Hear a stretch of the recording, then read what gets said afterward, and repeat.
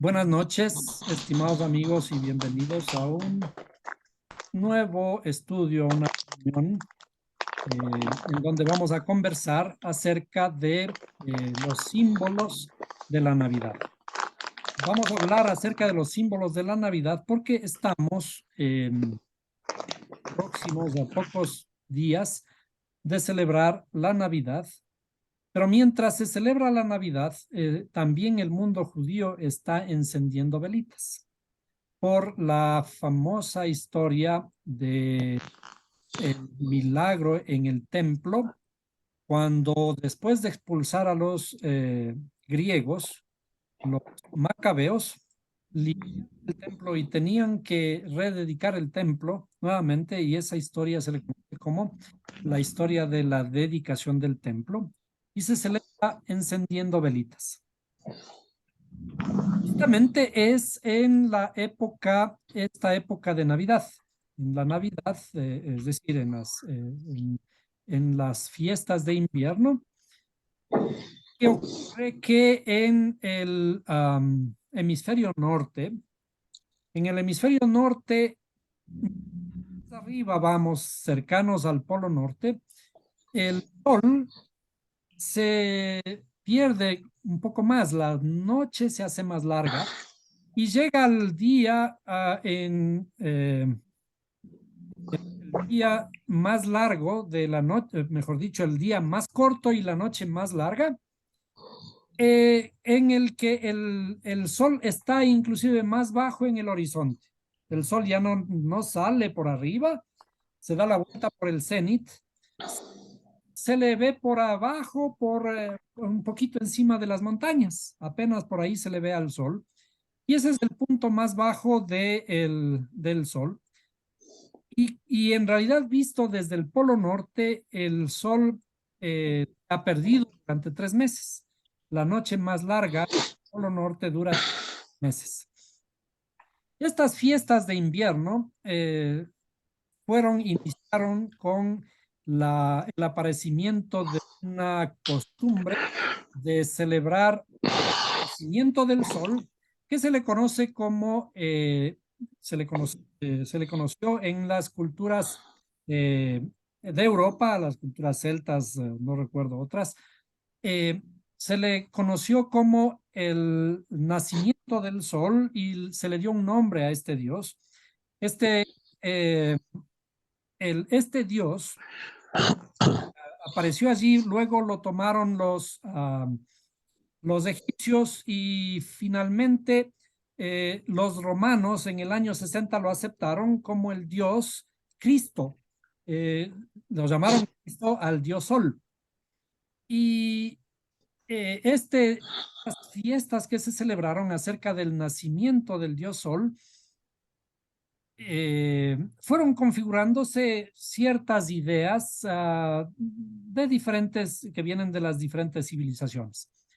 El problema nace que de todas maneras también los judíos, 200 años antes de nuestra era, hicieron una fiesta, la fiesta de la dedicación del templo, que era en invierno, según dice también en el Nuevo Testamento. Esta fiesta de la dedicación tenía que ver con la expulsión de los griegos del territorio de Israel después de la conquista de Carlomagno. Cuando muere Carlomagno, el reino de Carlomagno, el imperio griego, se dividió en dos, y uno de ellos, el emperador Antioquio, toma mando del imperio en el que constaba Israel, pero comienza a imponer su cultura al pueblo de Israel. Y al imponer su cultura, se da cuenta que tiene que tomar control del templo. Y una forma de tomar control del templo es ir a saquear el templo. Primero manda unos cerdos para ofrecerlos en el altar, sabiendo que en el lugar del altar de los sacrificios era imposible para un judío ofrecer sacrificios de cerdos. Es decir, lo que estaba haciendo, estaba burlándose de una forma, imponiendo su cultura, burlándose de la cultura hebrea. Y no contento con esto, además trae una estatua de Zeus y la pone en el lugar santísimo. Esto termina de encauzar a los judíos, y un tipo de nombre Judá, de la tribu de los macabeos, lidera la rebelión, porque este fue ya la gota que derramó el vaso, y expulsa, después de una larga guerra, expulsa a los griegos del territorio de Israel, y entonces encuentran que tienen que eh, limpiar el templo para poder dedicarlo nuevamente y continuar con el servicio. Es decir, había sido profanado y hay que limpiarlo y dedicarlo. A esta fiesta se le conoce como la fiesta de la dedicación del templo, que se celebraba en invierno. Para instaurar esta fiesta se inicia encendiendo unas lucecitas, las luces de la menorá que debe estar en el lugar santo, pero para ello se necesita aceite y tienen que buscar el aceite hecho específicamente de acuerdo a la orden de la Torá, bajo ciertas normas muy estrictas y que tiene que estar sellado por los rabinos. Y encuentran una sola botellita que duraba para un día. Entonces deciden de todas maneras dedicar el templo, y estos macabeos que están ahora en el poder deciden, ponen sus sacerdotes y deciden dedicar el templo de todas maneras, y allí encienden la menorá, que son 7 brazos, 6 en total, encienden la menorá y eh, esperan a que llegue el aceite para volver a encender la menorá 8 días después, 7 días después de que acabó el primer lote de aceite. Pero sucede un milagro en esa noche, que en realidad el aceite duró por 8 días. Eso es lo que está relatado en el libro de los Macabeos. El milagro del aceite que duró por 8 días hasta que venga un nuevo aceite y reemplacen, le llenen nuevamente la lamparita de nuevo aceite para continuar con los servicios. Pero este milagro permite que el lugar santo esté iluminado por todos los 8 días hasta que se pueda poner un nuevo aceite. Estas historias de milagros, todo eso, ¿por qué ocurren o por qué están diseñadas de esta forma? Dijimos que son celebradas en invierno. La fiesta de invierno implica, como dijimos, hay una noche muy larga en donde el sol casi se oculta, y el símbolo de la noche es la oscuridad nuestra que tenemos que vencer. ¿Con qué se vence la oscuridad? La oscuridad vencemos con la luz. Y esa es la representación de la oscuridad interior.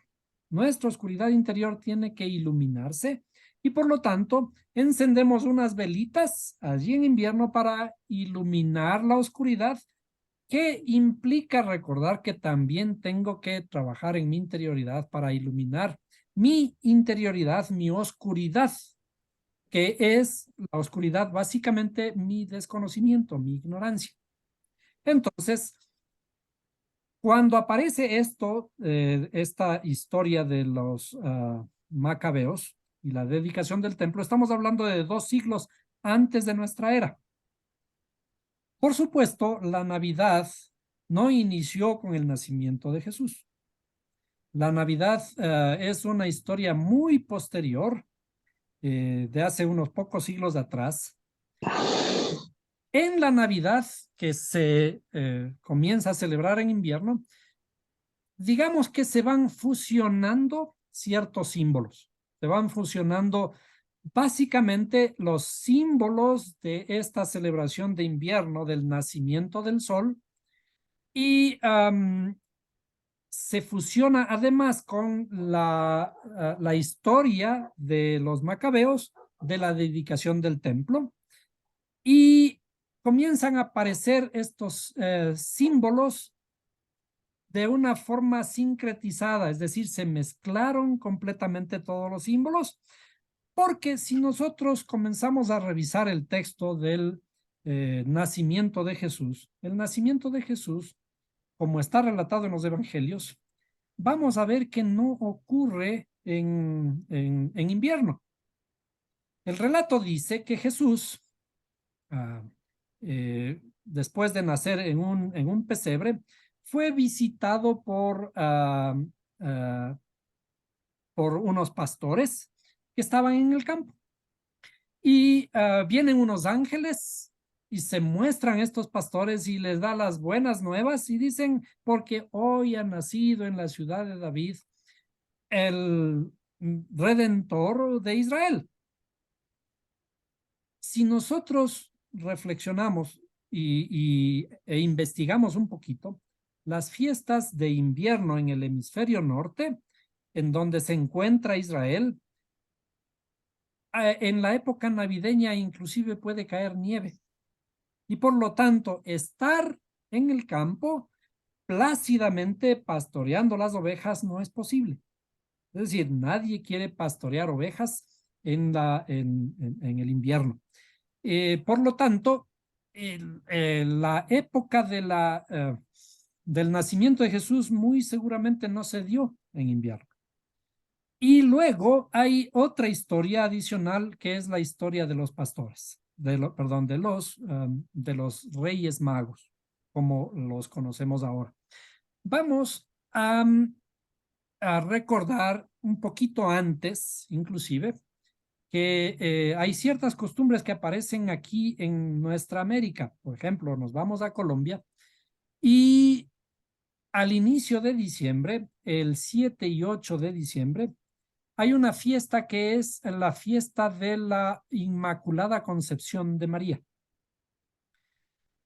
Esta fiestita es la fiesta de las luces y todo el mundo se alegra, sale en la noche y alumbra en la noche con unas velitas y se ponen alegres en la calle, a alumbrar la calle con estas velitas y se celebra, de acuerdo a esta historia, se celebra la concepción de Jesús en María.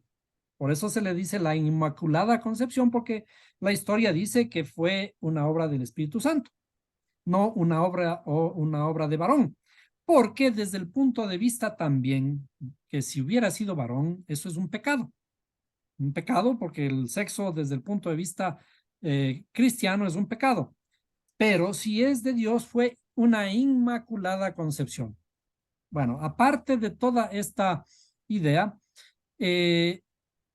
yo creo que de todas maneras existe alguna buena razón de que la concepción de Jesús haya sido en diciembre o en esta época de invierno.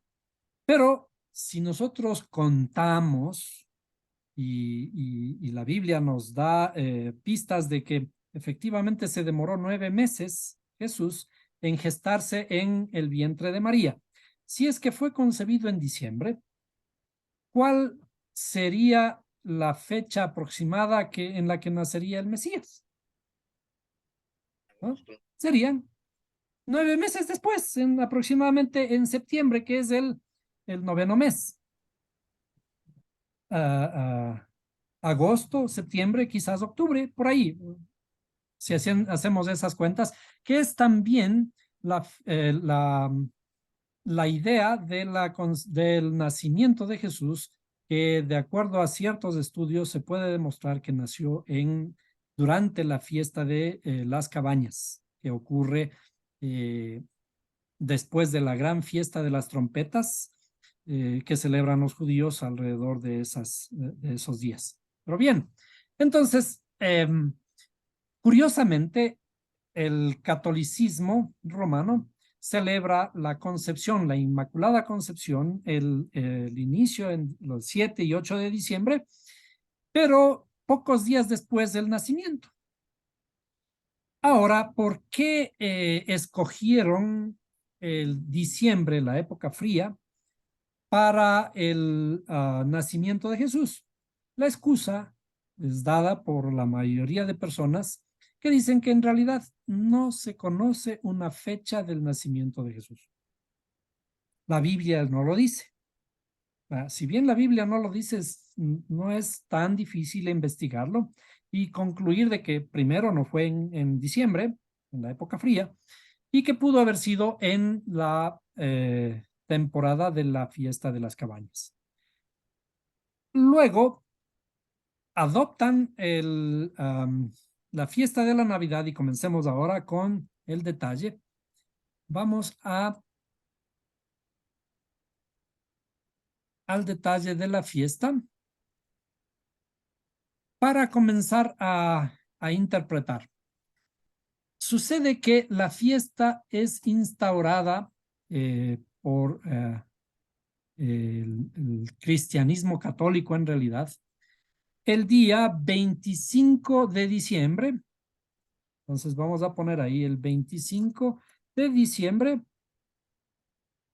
que corresponde aproximadamente al solsticio de invierno. ¿Ven? Y para celebrar el 25 de diciembre el nacimiento, es decir, en la medianoche del 24 de diciembre, que es el inicio del día 25, hay que hacer una novena. Una novena que significa que son 9 días de regocijo, digamos, de regocijo, estudio, cantos y regalos. Regalos y dulces. ¿A quiénes? A los niños. Entonces vamos a poner así, regalos y dulces a los niños, ¿no? ¿Qué es lo que hay que hacer? Ahora la costumbre es hacer un nacimiento. Vamos a poner aquí el nacimiento, las costumbres. Y además se incorporó a lo largo de la historia un árbol navideño, cuyas características son: ¿qué debe ser un árbol? El árbol tiene que ser de pino. ¿Por qué de pino? No puede ser un mango, un naranjo, un limón, cualquier otro tipo de árbol. No, tiene que ser un árbol de pino. De hecho, en los Estados Unidos hay un gran negocio de cultivar estos árboles de pino para venderlos en Navidad. ¿Por qué el árbol de pino? Porque es un árbol conífero. Y al ser conífero, este árbol tiene esta forma triangular, ¿sí? La forma triangular, obviamente un cono, ¿no? Por las 3 dimensiones. ¿Y qué hay que hacer además en la fiesta de Navidad? Hay que alumbrar el arbolito con luces, ¿sí? Alumbrar con luces el arbolito y ponerlo en las ventanas de la casa. Bien, luego hay que poner regalos, los regalos que se van a dar a todos los miembros de la familia, hay que ponerlos debajo del árbol. ¿Bien? Todos los regalos para que apenas aparezca el nuevo día, hay que entregarles a todos los de la casa. ¿Qué más ocurre en la fiesta de Navidad? Algún momento aparece un personaje que tiene el color rojo, ¿sí? Es un personaje, un gordinflón, un gordito, vamos a ponerle así, con una gorra blanca, que tiene la magia de vivir primero en el Polo Norte. ¿Por qué vive en el Polo Norte? Habíamos dicho que esta fiesta es una fiesta de invierno, y el invierno es el que se cubre de noche en el Polo Norte. Entonces, este personaje es el personaje bonachón que va a traernos los regalos. ¿Y por dónde llega este personaje bonachón? El personaje bonachón va a llegar. Santa viene por la chimenea. ¿Sí? Santa viene por la chimenea. Y se da modos de viajar a lo largo de todo el mundo para cumplir su objetivo de entregar los regalos a todos los niños. Entonces, este personaje comienza a robarse todo el protagonismo de la Navidad. Este personaje es el capaz de transformar los corazones de aquellos ogros, de aquellos que no comparten con otras personas y hacerlos buenos. Hay varias películas alrededor de este personaje, el personaje Santa. Dijimos entonces de que hay ciertas costumbres que se van añadiendo cada vez con con el desarrollo de la historia a la fiesta de Navidad. Otra de ellas es la historia o mejor dicho, los cantos que son los villancicos, como nosotros les conocemos. Pero estos villancicos, gran mayoría de estos villancicos en inglés fueron formados o creados por judíos. Un dato curioso. Entonces, hay otro dato que me estaba olvidando por ahí. En el árbol de Navidad hay que ponerle también unos bombillos. Unos bombillos, ¿de qué color le vamos a poner? Vamos a ponerle de este color. Unos bombillos que van a adornar, no sabemos por qué. Adornan aquí el árbol. Son unos bombillos brillantes. Vamos a ponerle de este color. Unos bombillos brillantes que son unas esferas bien bonitas y todo eso que adornan el árbol navideño. Es una bonita costumbre, aunque no sabemos de dónde viene. La idea es, como había estado relatando en una clase anterior, este triángulo viene de contar el número de velitas que se van progresivamente contando en la fiesta de Hanukkah. Es decir, ahora vamos a hablar de Hanukkah. La fiesta de Hanukkah, que también es otra fiesta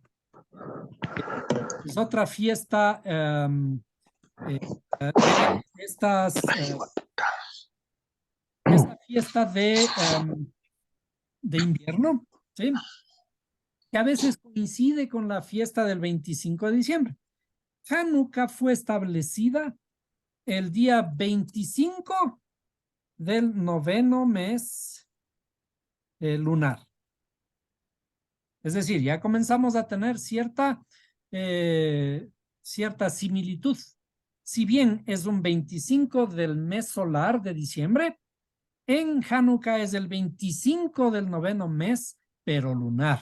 Ahora, ¿qué se hace? Se prenden unas velitas de una lámpara y la forma de prender estas velitas nos da la idea de que va a ser también un triángulo. Vamos a hacerlo, a tratar de hacerlo rapidito. ¿Cómo se celebra esta fiesta? Prendemos una velita la primera noche. Vamos a ponerle de un color así, ¿no? Una velita la primera noche, sin contar la vela del medio, y luego prendemos dos velitas la segunda noche, ¿sí? Tres velitas la tercera noche,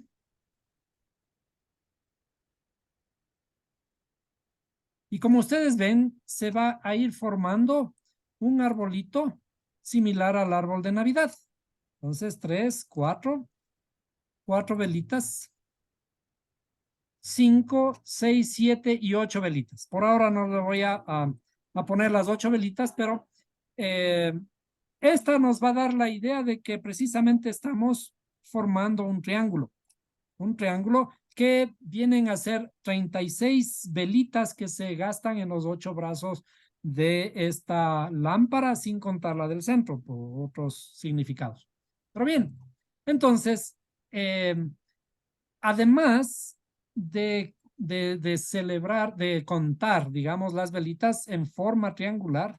Se cuentan las luces en forma triangular. Sí, que es básicamente la misma estructura del árbol de Navidad. Es decir, alguien inventó el árbol de Navidad y está estrechamente relacionado con la fiesta de Hanukkah. Luego, también se regalan dulces, se estudian por los 8 días. Entonces, se reúne la gente por 8 días, se reúne con regalos y dulces.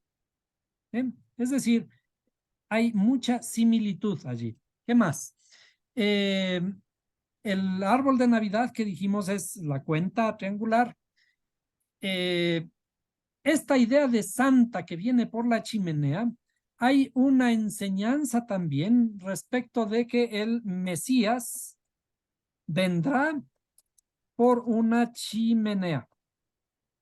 Esto, por supuesto, es una alegoría que tiene un significado más allá de venir, meterse por la chimenea de las casas. Tiene un significado del trabajo que tiene que hacer el Mesías. Pero en todo caso existe una similitud en el personaje este que viene por la chimenea. Ahora, aquí me voy a detener un ratito y este personaje que alguien le puso Santa, tomó de un concepto hebreo del que hemos estado analizando. El concepto hebreo es el amigo, el gran amigo nuestro, el Satán, ¿sí? Que curiosamente alguien lo cambió, hizo una permutación, y esta idea de la permutación de las letras es una idea eminentemente judía. ¿Qué es lo que hicieron? Transformar, moverle una letrita de esas y le convirtieron en Santa. ¿Por qué? Porque este personaje de todas maneras es el que nos induce a un estado de bienestar para saber que estamos en nuestra zona de confort, estamos perfectamente confortables. Es decir, nuestro pensamiento en dejar que este personaje bonachón nos transforme la fiesta, nos alegre la fiesta.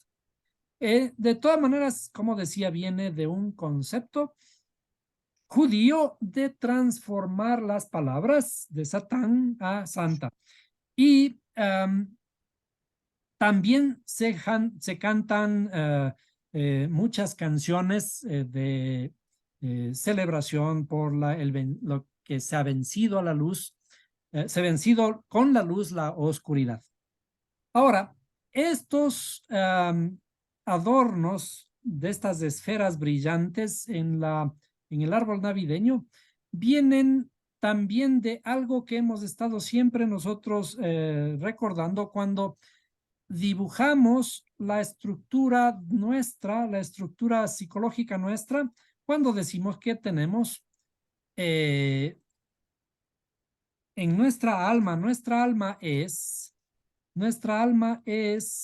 las facultades intelectuales y las facultades emocionales. Las facultades emocionales, y aquí hay unas esferas.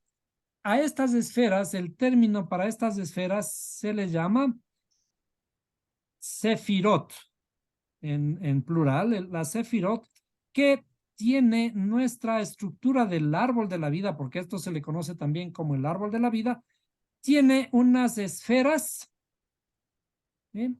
Unas esferas que adornan o que son parte del árbol de la vida. Que naturalmente aquí tenemos que dibujarles bajo cierta estructura, pero en el concepto hebreo, en el concepto de esta estructura, son 10. Vamos a ver, son 10. Ahí, así. ¿Sí? A ver, ahí. Y la última por acá, que bueno.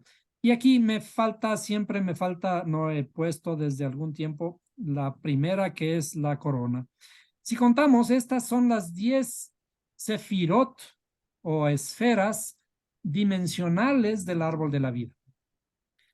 bajo las que se estudia toda la Biblia. Bajo este concepto, esta estructura gráfica geométrica, se estudia todos los conceptos relatados a lo largo de toda la Biblia. Cuando estamos hablando del Padre, el Padre está aquí. Cuando estamos hablando de los patriarcas están aquí. Cuando estamos hablando inclusive de este famoso Satán está aquí internamente en nosotros, y todo esto está explicado en el árbol de la vida. Entonces, ¿qué es lo que ocurre en el sincretismo religioso? Se fueron adoptando un montón de conceptos de culturas que en la terminología religiosa se le conoce como religiones paganas, pensamiento pagano. Pero a la final, todas tienen una misma idea, la misma idea de que la luz vence la oscuridad. ¿Por qué la luz vence la oscuridad? Porque estamos hablando del nacimiento de la luz del Mesías, ¿cierto? Él mismo dijo que él era la luz, yo soy la luz del mundo. Entonces, el nacimiento de la luz, ¿sí? El nacimiento de la luz. Cuando nace la luz, y en cierta forma digamos que está bien, la luz nace en la oscuridad. ¿Por qué? Porque una pequeña luz alumbra una gran oscuridad. Entonces, todos los conceptos de estos están estrechamente relacionados, y aunque tienen una cierta distorsión respecto de los conceptos y de los fundamentos, digamos, de todas maneras, existe dentro de todas estas historias una idea, que es que nosotros tenemos que vencer la oscuridad interior nuestra con la luz, porque esa oscuridad, particularmente en el hemisferio norte, está representada por el invierno que viene cada año. Y por lo tanto, al recordar que el Mesías vino a vencer la oscuridad con la luz, en cierta forma está correcto que haya venido en diciembre para alumbrar la oscuridad, nuestra oscuridad. Pero no se trata de alumbrar la noche que nosotros conocemos, sino la interioridad nuestra en la que estamos sumergidos. Entonces, estos son ciertos conceptos respecto de el sincretismo en las fiestas. Ahora, vamos a pasar a una historia un poquito más compleja y detallada. Se trata de la historia de los Reyes Magos. ¿Qué ocurrió con unos reyes? Veamos, el problema se encuentra en la interpretación que se da de estos famosos reyes. Una vez que nace Jesús, nosotros vamos a leer en la escritura de que hay nos cuentan de que eran unos reyes magos, pero la escritura no dice reyes magos, sino dice simplemente sabios. Para eso vamos a irnos a la escritura y vamos a leer en Mateo 2:2. En Mateo, vamos al libro de Mateo 2:2. Bueno, leamos completamente todo la historia, ¿no? Dice la visita de los magos. Y este quizás es el inicio de toda esta tergiversación respecto de esta historia. No son magos. Dice, después de nacer Jesús en Belén de Judea, en tiempos del rey Herodes, he aquí unos magos del oriente llegaron a Jerusalén diciendo, ¿dónde está el rey de los judíos que ha nacido? Porque vimos su estrella en el oriente y hemos venido a adorarle. Entonces, la primera cosa que tenemos que revisar es anotarle por ahí, que dice, vimos su estrella en el oriente. Cuando lo oyó el rey Herodes, se turbó y toda Jerusalén con él. Entonces, reuniendo a todos los principales sacerdotes y escribas del pueblo, indagó de ellos dónde había de nacer el Cristo. Y ellos dijeron, en Belén de Judea, porque así está escrito por el profeta. Y tú, Belén, tierra de Judá, en ningún modo eres la más pequeña entre los príncipes de Judá, porque de ti saldrá un gobernante que pastoreará mi pueblo Israel. Entonces Herodes llamó a los magos en secreto y se cercioró con ellos del tiempo en que había aparecido la estrella. Y enviándolos a Belén dijo, id y buscad con diligencia al niño, y cuando lo encontréis avisadme para que yo también vaya y le adore. Y habiendo oído al rey, se fueron. Y he aquí, la estrella que habían visto en el oriente iba delante de ellos hasta que llegó y se detuvo sobre el lugar donde se encontraba el niño. Y cuando vieron la estrella, se regocijaron sobremanera con alegría. Hasta ahí creo que es suficiente. Entonces vamos a pasar a nuestra parte, aquí, a nuestra pantalla, para tratar de dibujar el problema, porque en realidad nosotros tenemos que, como nos han enseñado en la universidad, en el colegio, en todo lado, a resolver problemas. Entonces aquí hay un problema de orientación, un problema de geometría, un problema de orientación, básicamente. Dice la historia que vinieron unos reyes de Oriente. Si es que está relatándonos una historia del nacimiento de Jesús, entonces la referencia de esto será ¿qué? Será el lugar de nacimiento. Entonces aquí sería Belén. Belén es la referencia. Belén.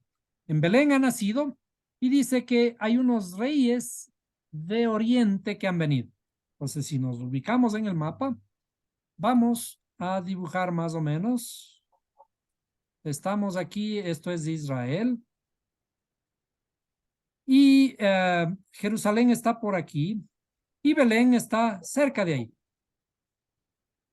Entonces aquí nace en Belén y dice que estos reyes vienen del oriente. Los reyes están en el oriente. Entonces vamos a dibujar unos, no sé, unos reyes por aquí que están montados en unos camellos, ¿sí? Que vienen en camellos a adorarle al niño. Dice, vimos una estrella en el oriente. Si estos magos o estos reyes vieron una estrella en el oriente, ¿cuál es el oriente de estos reyes? El oriente de estos reyes está por acá. Entonces, la estrella es una estrellita que está por aquí, al oriente de ellos. Pero luego dice que esta estrella iba delante de ellos y viene a aparecerles, y les viene guiando para que ellos puedan llegar aquí a Belén. Si es que Belén está aquí, los reyes estaban en el oriente, ¿cuál es la dirección? ¿En qué dirección tuvieron que viajar los reyes? Los reyes tuvieron que viajar hacia el occidente. Sin embargo, dice, vimos una estrella en el oriente y le seguimos. Y la estrella se posó en el lugar del nacimiento, así pudieron llegar y todo eso. Ahora, ¿de qué estrella están hablando? Si una estrella está tan cerca, una estrella ha bajado del cielo, una estrella cualquiera de las que nosotros vemos en el cielo, las que se ven, son mucho más grandes que el Sol. Si el Sol se acercara demasiado a la Tierra, nos derretimos.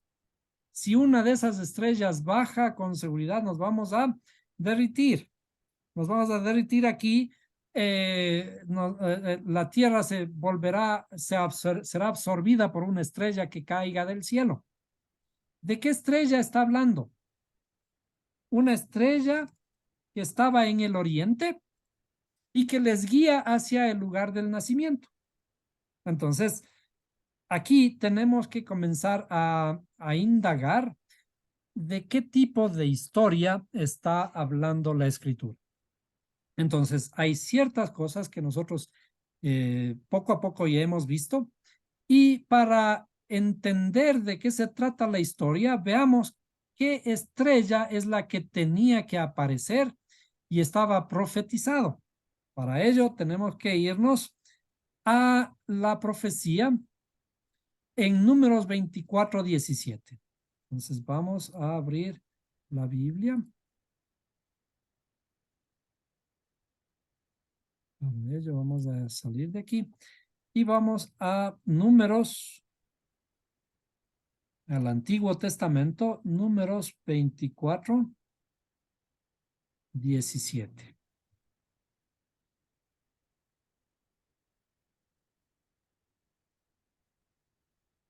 Y esta es una profecía relacionada con el aparecimiento del mismo Mesías. ¿Y quién profetiza esta famosa profecía? Profetiza un profeta pagano, inclusive un profeta que fue contratado para perseguir al pueblo de Israel cuando el pueblo de Israel estaba viajando todavía por el desierto. Salieron de Egipto, iban camino a la tierra prometida, pero pasaban por Moab. Es uno de los pueblos que está al oriente de Israel. Y al pasar por Moab, el rey de Moab, Balac, se siente muy inseguro con el paso de los israelitas y contrata a un mercenario llamado Balaam o Bilam en el propio término, para que maldiga al pueblo de Israel. Pero resulta que este profeta no logra maldecir al pueblo, sino que el mismo creador pone palabras en su boca, que de paso en un sueño anterior le declara que no puede maldecir al pueblo. Y entonces cuando salen las palabras de este profeta al momento de querer maldecir al pueblo de Israel, le sale una profecía que dice, perdón, 27, dice, lo veo, pero no ahora. Lo contemplo, pero no cerca. Naturalmente está hablando aparentemente de un tiempo muy lejano. Una estrella saldrá de Jacob y un cetro se levantará de Israel que aplastará la frente de Moab y derrumbará a todos los hijos de Seth.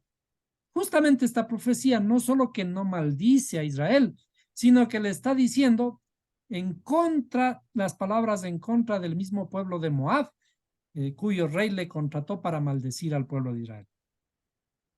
Naturalmente que esta historia es una historia bastante eh, compleja como para desarrollarla en estos minutos, pero lo interesante es que aquí nos habla precisamente de una estrella y esa estrella saldrá ¿de dónde? De Jacob. ¿De qué tipo de estrellas entonces está hablando?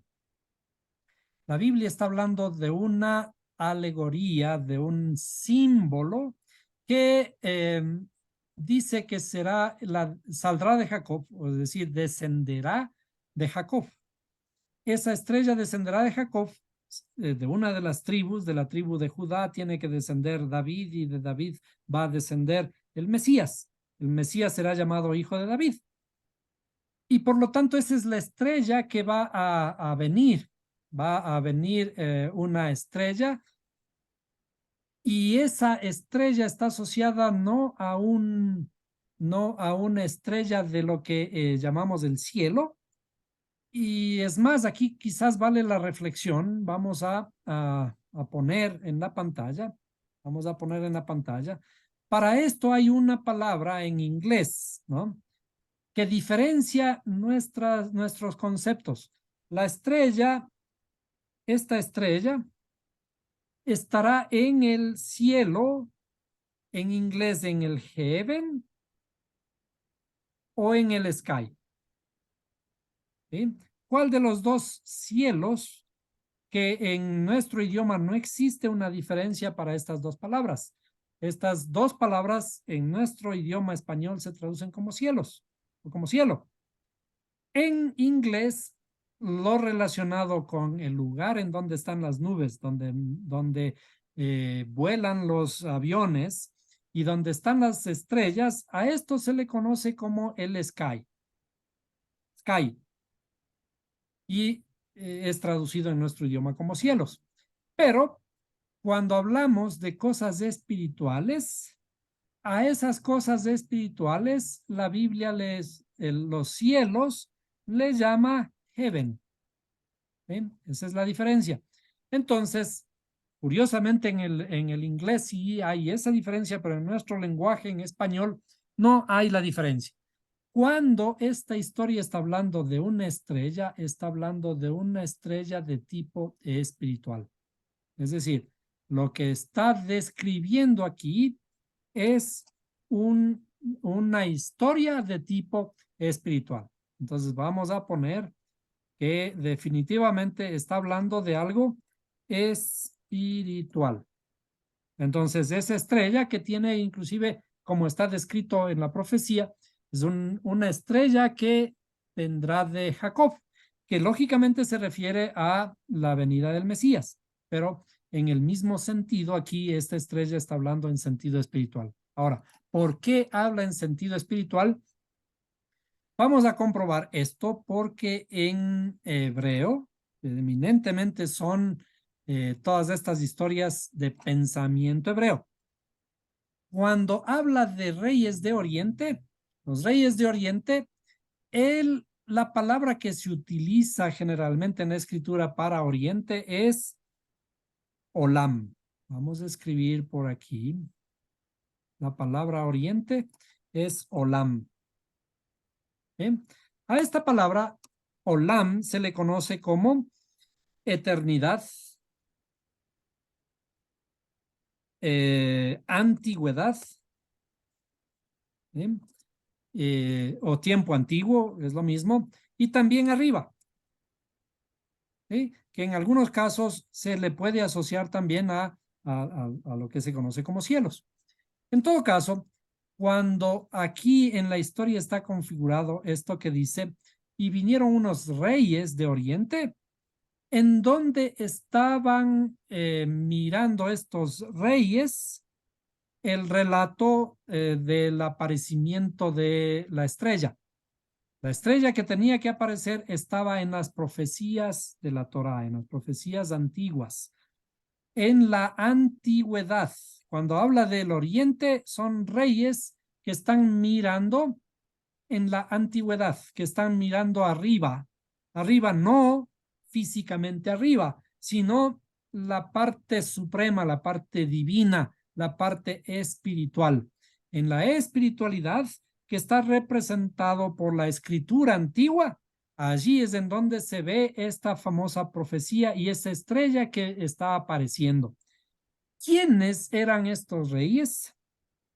En realidad, la Biblia dice sabios, sabios de Oriente.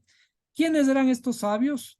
Si regresamos también a las historias del Antiguo Testamento, Abraham era uno de los patriarcas que envió ciertos regalos y ciertas personas con regalos al Oriente. Entonces, en esa época ya se enviaron personas al Oriente que posiblemente se quedaron allí con la influencia de Abraham. Luego, varias veces fue el pueblo de Israel al exilio y en una de ellas, por ejemplo, Daniel. Daniel en la historia famosa de Babilonia, en donde Daniel estuvo en el foso de los leones, etcétera. Y cuando fueron todos los israelitas a Babilonia, en realidad solo las dos tribus que quedaron allí, porque ya anteriormente habían sido enviadas al exilio las otras 10 tribus. Cuando Daniel y sus amigos estuvieron en el oriente, ellos dejaron personas instruidas en la Torá, en el oriente. Y por lo tanto, muy posiblemente inclusive se quedaron algunos de los israelitas viviendo allí en Babilonia y es posible que algunos de ellos sean aquellos que vienen a adorar al niño. Pero de todas maneras, esta no es una historia de relato específico de personas que están regresando del oriente, sino que es un relato espiritual. ¿Quiénes son los que vienen a entregar dones al recién nacido. El recién nacido, que es la luz, este recién nacido que viene a ejecutar un trabajo, tiene que venir a ángeles a protegerle, tienen que venir ángeles a darle seguridad, a darle dones. Por eso es que estas personas, estos eh, sabios de Oriente, en realidad cuando dice sabios de Oriente, deberíamos pensar no únicamente en el aspecto físico de aquellos que vienen de Babilonia o que vienen de alguna de las tierras del Oriente, sino más bien ceñidos al relato espiritual en el sentido de que Oriente significa antigüedad arriba. La antigüedad, también el cielo, vienen del cielo, del Olam, los ángeles que vienen a visitar, a darle la bienvenida al Mesías que está naciendo para entregarle sus dones. ¿Cuáles son los dones? Por ahora vamos simplemente a decir que eran oro, incienso y mirra. Desde luego, inclusive estos regalos que le vienen a entregar no son físicos. ¿Por qué? Porque no es necesario, inclusive no es que tenía que venir a proveerle de cosas para que pueda vivir este rey de los judíos, sino en el mismo estilo de Salomón. ¿Qué es lo que Salomón pidió al Creador? Cuando el Creador le ofrece y le dice, si quieres, pídeme todo lo que tú quieras, ¿no? Y Salomón le pidió, dame sabiduría. Entonces, estos dones más bien están relacionados con esos dones que tienen que venir del cielo para que el Mesías pueda ejecutar su trabajo aquí en la tierra. Estos regalos son más bien regalos de tipo espiritual. Toda la historia en sí es un relato espiritual. Y algún momento vamos a terminar descubriendo que esta historia que parece ocurrir en Belén, en realidad es algo que ha venido sucediendo desde el principio. Porque el mismo Mesías dice que Moisés ya habló de mí. ¿Por qué habló de mí? Porque ya me conoció. Los patriarcas ya le conocieron al Mesías. Es decir, la historia de la redención de la humanidad está relatada en realidad desde el principio. Y el cumplimiento que se haya cumplido físicamente, etcétera, puede ser que haya sucedido hace 2000 años, pero esta historia en realidad es una historia, un relato espiritual que viene sucediendo desde el principio. Alguna vez hemos hablado de que inclusive el sacrificio del Mesías se viene dando desde el principio, tal como lo está relatando su mejor amigo, el escritor del Apocalipsis, el judío Yohanan, al que le llaman Juan. Bien, a ver, entonces hasta aquí, ¿qué opinan acerca de lo que hemos estado hablando hasta el momento?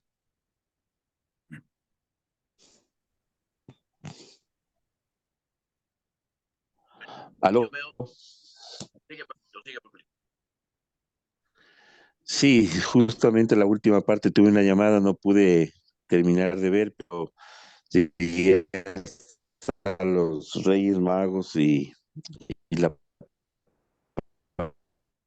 palabra en el tema de cómo se describía la palabra Oriente en judío. Me llama muchísimo la atención todo, como cada reuniones que tú haces, Marquito. Realmente uno vive en un conocimiento tal vez que no ha sido desmenuzado como tú lo explicas, ¿no? Entonces, es mucha eh, conocimiento nuevo para mí. Entonces, analizarlo y comprenderlo desde ese punto de vista, pues obviamente a uno le llama la atención porque como hablábamos, son símbolos, son historias, son cuentos que a uno le llevan a una, a estar convencido, y lo de Santa Claus, por ejemplo, que tiene que ver con Satán, o sea, a mí me llamó la atención, o sea, bastante. Y el árbol de Navidad, la estrella, el nacimiento mismo de la fecha, o sea, eh, fue concebido tal vez en diciembre y en noviembre fue lo que septiembre, perdón, más o menos es la fecha. Entonces, a mí sí me llama muchísimo la atención, y obviamente es aprendizaje, porque esto a uno le permite visualizar o plasmar. Creo que hay muchas dudas incluso cuando uno escucha la historia normal, ¿no? O sea, o no hay el pensamiento crítico de decir, bueno, ¿y por qué esto y por qué este otro? ¿Y qué significa, no? El significado, un símbolo, ¿qué significa? ¿Qué representa esto? Entonces sí nos llama a seguir estudiando, o sea, nos abre el apetito para seguir indagando, buscando y seguir investigando, analizando todas estas cosas que pasan, que están escritas, ¿no? Y a veces Así son es, como claves, ¿no? Es como un problema, ¿no? Un ejercicio de álgebra, un ejercicio así es, de estos, pues, no simplemente se coge y mecánicamente se llega a la solución, así sino es. que hay un proceso de análisis y interpretación. Entonces, y yo lo veo así, o sea, de una forma muy plasmada y técnica y sustentada más que nada. Así es. Eso es mi criterio, mi comentario, Marquito. Claro, y como tú dices, debe ser pensamiento crítico. Y eso es lo que en realidad nos falta en las iglesias, ¿no? Pensamiento crítico. Adelante, Pablito Vicuña. Dentro de este concepto, cuando tú hablas de Santa Claus, ¿no es cierto? O sea, él no despertaría la avaricia en cada uno de nosotros desde que somos pequeños. ¿No me escuchaste? No sé si está muy bien el audio. ¿Puedes repetir? A ver, yo digo, Santa Claus no despertaría la avaricia en cada uno de nosotros desde que somos niños. Sí, efectivamente, el concepto, y quizás a eso se debe, mira, digamos que los judíos siempre han jugado a este ocultamiento de la verdad. Ujú. Ocultamiento, en el caso de los nombres, por ejemplo, los nombres con el pretexto, digamos, de no conocer el nombre verdadero, está oculto en otros nombres. Y nos han puesto Jehová, nos han puesto Hashem, nos han puesto un montón de cosas. Bajo la misma perspectiva, alguien, según mi juicio, alguien estuvo inmiscuido, como vemos en los villancicos aparece la firma judía. En el árbol de Navidad aparece una estructura geométrica que es el contar en forma de triángulo las luces y un montón de cosas. Alguien nos está escondiendo la verdad y nos jugó también con el personaje de Santa Claus. Porque de todas maneras, como tú bien mencionas, efectivamente este es un personaje que lejos de constituirse en el personaje que bonachón que supuestamente transforma a los avaros y les hace buenas personas, etcétera, en realidad está despertándonos a ser egoístas, porque Y estamos también nos despierta, esperando mi regalito. ¿Y qué pasó con mi regalo? Y quizás ahí, también nos despierta también la ira, ¿no? Porque el exacto, regalo del otro puede ser mejor que el mío. exacto, exactamente. Y allí viene, entra, me haces de acuerdo de la historia ese poema del comisario, ¿no? El Otra comisario, de Marcela.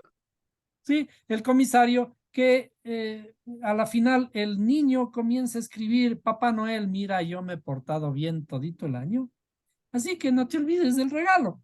Y termina forzándole a su padre a robar un par de botas. Y efectivamente seguimos viviendo en un sistema en el que nos volvemos buenos en Navidad y derrochamos dinero en comida, en agasajos, en fiestas, en Navidad. Pasa las Navidades, volvemos a la realidad porque hay que pagar las cuentas. No, no, sería lo mismo entre Yom Kippur y Rosh Hashanah también nos Así es, volvemos buenos. así es, o sea, nos volvemos buenos por conveniencia, ¿no? Marquito, esto también podría ser un significado como un símbolo comercial que fue creado como para que aumenten las ventas o incluso lo que te iba a preguntar es la palabra aguinaldo, que también, o sea, hay un sobresueldo que está destinado a esto. Y mucha Exacto. gente, yo no me crié mucho en ese tema, pero sí he escuchado amigos y todo que hay que escribirle a Papá Noel para que te dé los regalos y mucha gente trataba de cumplir esos deseos de los sueños de los hijos para comprar. O sea, para mí el mejor regalo fue un robot que no le pedí a Papá Noel y una bicicleta que eso sí le pedimos, pero entre los tres hermanos, porque la bicicleta era de los tres. Sí, pero hay personas que regalan autos, regalan, qué sé yo, cosas grandes a los guaguas, ¿no? Y, Ujú. y allí es en donde hay los típicos problemas en cuanto, por ejemplo, cuando se trata de hacer regalos a clientes, por ejemplo, en Navidad se escoge, bueno, miremos la lista de los clientes y cuál es mi mejor cliente, a ese hay que darle un buen regalo. Y va bajando. Compró más, Este que el no que me ha me compró comprado más. mucho, dele un pito, un chupete. Claro. No, pero, o sea, te digo, o sea, en este momento, o sea, viendo la cosa, cuando tú dices, a ver, Satanás, Santa Claus, ¿no es cierto? Entonces yo digo, asocias con lo malo, ¿no es cierto? Y digo, despierta la envidia, despierta la ira, y ahora que me sale también, despierta la gula, porque esta Exacto. noche comes, pero el pato, que el chancho, que el pollo, que Sí, el dulce, que la así es. ensalada, que lo que quieras. El exceso el exceso de las mesas de Navidad, híjole, el exceso ese se derrocha cualquier cantidad de comida. El pavo queda, Pero pasando toda la semana. ¿no? Entonces, naturalmente todo esto se tergiversó, se mal utilizó, todos estos símbolos hasta llegar al comercio, a que todo es un símbolo comercial.